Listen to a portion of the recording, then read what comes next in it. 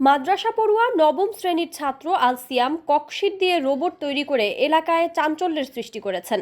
তার তৈরি করা রোবট হাঁটতে পারে, কথা বলতে পারে এবং আজানও দিতে পারে।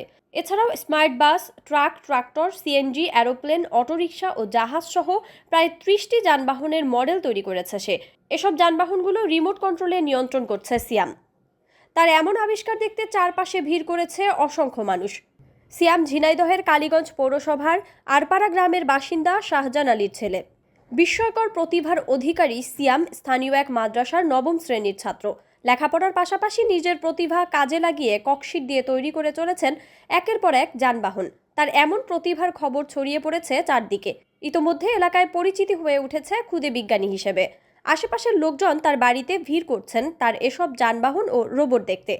কালীগঞ্জ শহরের আরপাড়া গ্রামে গিয়ে দেখা যায় ছোট্ট একটি টেবিলে বসে যন্ত্রপাতি নিয়ে ব্যস্ত সিয়াম। ঘরের চারপাশেও ওয়ার্ড্রোবে সাজিয়ে রাখা হয়েছে তার তৈরি বিভিন্ন জিনিসপত্র।